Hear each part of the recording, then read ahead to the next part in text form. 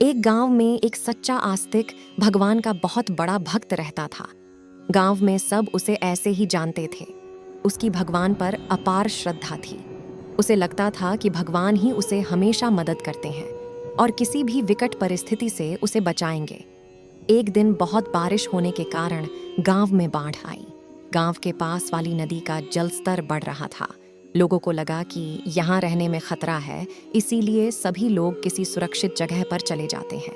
लेकिन वह भक्त गांव से नहीं जाता।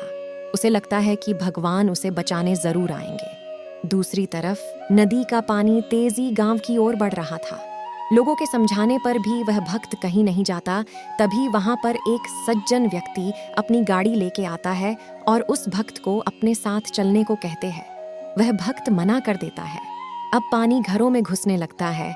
वह भक्त घर के पहले माले पे चला जाता है। उसे अब भी भगवान पर पूरा भरोसा था कि वह उसे बचाने जरूर आएंगे। तभी वहां पर एक इंसान नाव लेके आता है और उस भक्त को बड़े ही प्यार से उसमें बैठने को कहता है। लेकिन वह मना कर देता है और कहता है कि भगवान खुद मुझे बचाने आएंगे। वह व्यक्ति निराश होकर वहां से चला जाता है।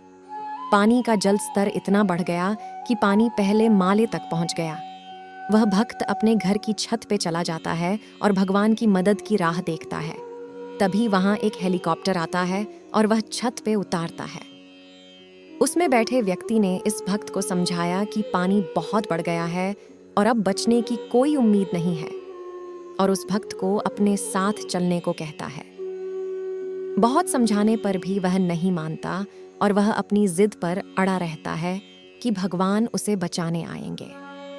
वह इंसान हेलीकॉप्टर लेके चला जाता है। आखिरकार पानी बहुत बढ़ने के कारण पूरा गांव डूब जाता है और वह भक्त की मृत्यु हो जाती है। ऊपर जाकर वह भगवान से शिकायत करता है कि वह उनका बहुत बड़ा भक्त था, फिर भी उन्होंने उसे क्यों नहीं बचाया। तब भगवान कहते हैं कि गाड़ी, नाव और हेलीकॉप्टर लेके जो इंसान आया था उसे मैंने ही भेजा था, लेकिन आपने मेरी मदद का 3 बार अस्वीकार किया। उसमें मेरी क्या गलती।